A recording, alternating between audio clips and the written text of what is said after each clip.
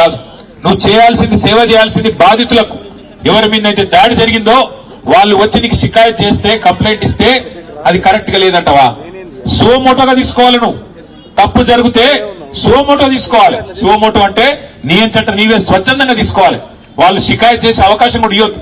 కానీ నువ్వేం చేసినావు? ఇవాళ బాధితులు వచ్చి నీ తరపు నీకు ఫిర్యాదు చేస్తే సిగ్గు లేకుండా అధికార పార్టీ నాయకులకు ఫోన్ చేసి, అయ్యా మీ మీద కంప్లైంట్ వచ్చింది, మీరు వచ్చి కౌంటర్ కంప్లైంట్ ఇవ్వండి అని చెప్పి నువ్వే వాళ్ళను ప్రేరేపించి సిగ్గు లేకుండా చేస్తున్న, వేసుకున్న యూనిఫామ్ కి విలువ లేకుండా, చేస్తున్న ఉద్యోగానికి విలువ లేకుండా, పోలీసు అనే ఒక గౌరవం కూడా కోల్పోయే విధంగా ఇవాళ మీరు వాళ్ళని కాపాడే ప్రయత్నం చేస్తున్నారు. ఆ పాప చనిపోతే పెట్టాల్సిన కేసు ఏంది? హత్య కేసు కాదా? ఆ 8 మంది వాళ్ళైతే దాడి చేసినో వాళ్ళని జైల్లో పెట్టొద్దా? సిగ్గుందా ఈ నాగర్ కర్నూలు పోలీస్ యంత్రాంగానికి? నేను అడుగుతా ఉన్నా. ఇవాళ రోడ్డెక్కి ఆ తల్లి బిడ్డ చనిపోయి ఇంకా 3 రోజులు కాలే. ఆ తల్లి ఇవాళ ఆ బిడ్డకు పాలియాల్సిన టైంలో ఇక్కడ కన్నీళ్లతో రోడ్డెక్కి చౌరస్తాలో అంబేద్కర్ సాక్షిగా కూర్చుంటే ఈ స్థానిక యంత్రాంగం, జిల్లా యంత్రాంగం ఆ బిడ్డతో పాటు రాజ్యాంగాన్ని కూడా ఖననం చేసిన మాట వాస్తవం కాదా? డాక్టర్ బాబాసాహెబ్ అంబేద్కర్ విగ్రహం సాక్షిగా ఇలా తల్లి అడుగుతున్నది ఏంది? న్యాయం కాదా? ఏం అడుగుతున్నదా ఆమె? అన్నా, నేను అడిగిన ఆ అమ్మాయికి చెప్పిన చంద్రకళ గారికి, అమ్మా నీ కొడుకుకు నీ కుటుంబానికి నేను అండగా ఉంటా, ఓ 10 లక్షల రూపాయలు పెట్టి ఇల్లు కట్టిస్తా అంటే ఆ చంద్రకళ ఏమన్నదో తెలుసా నాతో? అన్న అది తర్వాత సంగతి అన్నా, మీరు ముందు వాళ్ళకి శిక్ష పడేటట్టు చేయండి, మీరు అసెంబ్లీలో మాట్లాడండి, మీరు మొత్తం రాష్ట్రం దృష్టికి తీసుకొని పోండి, మాకు సాయం చేసేది మీరు తర్వాత చేయండి పర్వాలేదు, కానీ ముందు ఆ తల్లి బిడ్డలు కోల్పోయిన తల్లి, బిడ్డని కోల్పోయిన ఆ తండ్రి, వారి ఆవేదనకు మీరు న్యాయం చేయండి అని మాత్రమే చంద్రకళ వాళ్ళ నాయనమ్మ కోరుతున్నది. ఇంతకు మించి ఏం అడగాల? వాళ్ళు ఏం తప్పు చేసింది ఆ పిల్ల? అయినా నాకు తెలియక అడుగుతా, 2 ఏళ్ల పసిగుడ్డుకు కులం తెలుసా? 2 ఏళ్ల పసిగుడ్డుకు, 2 నెలల పసిగుడ్డుకు మతం తెలుసా? 2 నెలల పసిగుడ్డుకు అధికారం తెలుసా? ఏం తెలుసు? మనం పుట్టించిన కథ కులం. మనిషి పుట్టినాక 5 నిమిషాలకు పుట్టేది కులం, మనిషి పుట్టినాక 5 నిమిషాలకు పుట్టేది మతం. ఇవాళ దానికోసం చివరికి మనుషులను చిన్న చూపు చూసి, దేవుడు దర్శనానికి రాకుండా చేసి, వారి మీద దాడి చేసి, మళ్ళీ వారి మీదనే కేసులు పెట్టి చివరికి రోడ్డు మీద కూర్చునే పరిస్థితి తల్లికి, ఆ తండ్రికి, వాళ్ళ కుటుంబం మొత్తానికి తెచ్చిన ఈ వ్యవస్థను చూసి సిగ్గుతో తలదించుకోవాలి తెలంగాణ సమాజం. ఇవాళ నేను ఇక్కడ రాజకీయం మాట్లాడడానికో రాజకీయం చేయడానికో రాలేదు. నేను స్థానిక ఎమ్మెల్యే గారిని కూడా కోరుతా ఉన్నా, స్థానిక ఎంపీ గారిని కూడా కోరుతా ఉన్నా, హంతకుడు ఎవడైనా హంతకుడే. వాడు ఏ పార్టీ వాడైనా, ఏ పార్టీ వాడైనా వాడిని ఖచ్చితంగా శిక్షించాల్సిందే. 8 మంది ఈరోజు ఈ హంతకుల ముఠా కలిసి ఆ పాపను హత్య చేసింది. ఆ 8 మందిని జైల్లో పెట్టాలా, ఆ 8 మందిని ఖచ్చితంగా హత్యా నేరం కింద అరెస్ట్ చేయాలన్నదే మా ప్రధానమైన డిమాండ్. తర్వాత ఆ కుటుంబాన్ని తప్పకుండా, సరే మేము పార్టీ పరంగా మేము ఆదుకుంటాం, ఆ ఇల్లు కట్టిస్తాం, అది పెద్ద సమస్య కాదు, కానీ రాష్ట్ర ప్రభుత్వం కూడా స్పందించాలా. రాష్ట్ర ప్రభుత్వం కూడా ఖచ్చితంగా స్పందించి ఈ దుర్మార్గమైన అహంకారంతో, ఆధిపత్యంతో, అధికారం అండ చూసుకొని చెలరేగిపోయి ఆ పసిగుడ్డిని ఏదైతే హత్య చేసినారో రాష్ట్ర ప్రభుత్వం కూడా స్పందించి 1 కోటి రూపాయలు నష్టపరిహారం ఖచ్చితంగా ఆ కుటుంబానికి అందించాలి. ఆ కుటుంబంలో చదువుకున్న వాళ్ళు ఎవరైనా ఉంటే, గణేష్ గాని, వాళ్ళ తమ్ముడు గాని, వాళ్ళ చెల్లి అక్క గాని ఉంటే తప్పకుండా వారికి వెంటనే ప్రభుత్వ ఉద్యోగం ఇవ్వాలి.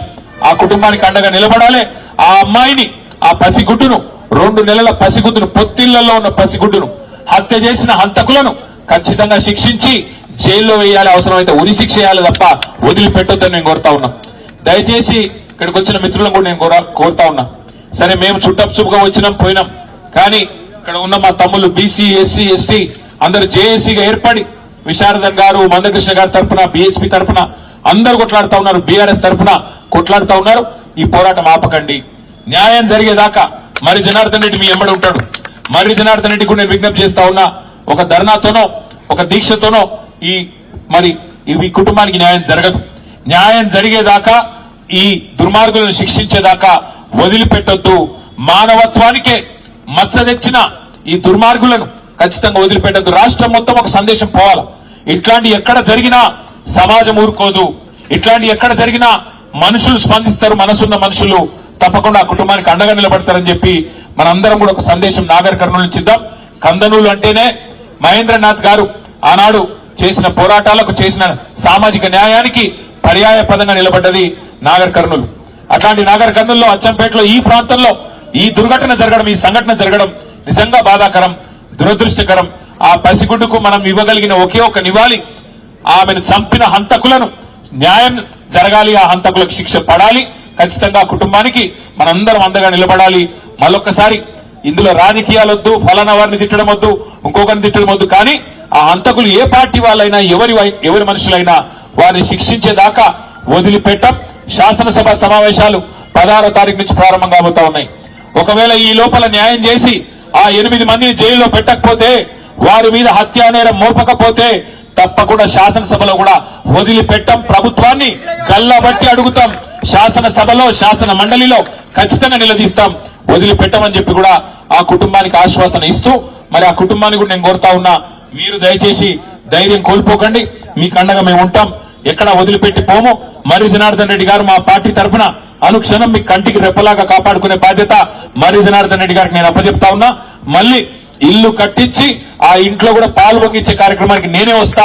వచ్చి తప్పకుండా మీకు అండగా నిలబడతా అని చెప్పి కూడా గణేష్ కు, అదేవిధంగా చంద్రకళ గారికి, మౌనిక గారికి, వారి సోదరికి, వారి తమ్ముడికి కూడా మళ్ళొకసారి తెలియజేస్తూ పత్రికా మిత్రులను కూడా నేను కోరుతా ఉన్నా. ఈ రోజు ఈ సంఘటన, ఈ 2 నెలల పసిగుడ్డు నిజంగా ఒక ఎమ్మెల్యే బిడ్డనో, ఒక ఎంపీ బిడ్డనో, ఒక రాజకీయ నాయకుడి బిడ్డనో అయితే ఇట్లే ఉంటుండేనా ఇవాళ స్పందన అధికార యంత్రాంగం? మీరు కూడా ఆలోచించండి, మీడియాలో కూడా చూపెట్టండి. ఒక సామాన్యుడు కదా, గొంతు లేదు కదా, గణేష్ కదా, ఆయనకి ఎవడున్నాడు అని అనుకుంటున్నారేమో. ఇంతమంది నిలబడ్డం ఇవాళ రాజకీయాలకు అతీతంగా భవిష్యత్తులో కూడా నిలబడదాం. తెలంగాణ సామాజిక చైతన్యాన్ని చాటుదాం. తెలంగాణ సమాజంలో కులము, మతం పిచ్చి లేదు. మన దగ్గర ఇంకో వేరే రాష్ట్రంలో ఉన్నట్టు కులం, మతం పేరు మీద రాజకీయాలు లేవు. అదే పద్ధతుల్లో మనం భవిష్యత్తులో కూడా నడవాలా. ఇక్కడ అందరూ ఒకటే, అందరి ఓట్లో ప్రవహించేది గదే రక్తం, అందరికి ఉన్నది గదే గుండె, గదే కాలేయం అన్నట్టుగా అందరం కలిసికట్టుగా ఆ కుటుంబానికి కులాలకు అతీతంగా నిలబడదాం.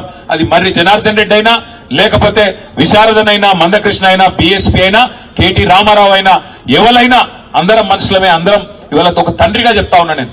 నిజంగా తల్లడిల్లిపోయింది వార్త చూసిన తర్వాత, గుండె తల్లడిల్లిపోయింది. 2 నెలల పసిగుడ్డును తనడానికి మనిషి అనేటానికి మనసు వస్తుందా? వాడు మానవ మృగమా, ఇంకోటి వాడు బయట ఉండాలనా అటంటోడు? అందుకే నేను అంటున్నా, ఇక్కడ కులం లేదు, మతం లేదు, ఏది లేదు. ఆ తల్లికి, ఆ కుటుంబానికి న్యాయం జరగాలి. జరిగేదాకా మనం వదిలిపెట్టొద్దని మీడియాను కూడా ప్రత్యేకంగా కోరుతూ, ముఖ్యంగా నాగర్ కర్నూలులో ఉండే చైతన్యవంతమైన ఈ ప్రాంతం, గోరే టెంకన్న లాంటి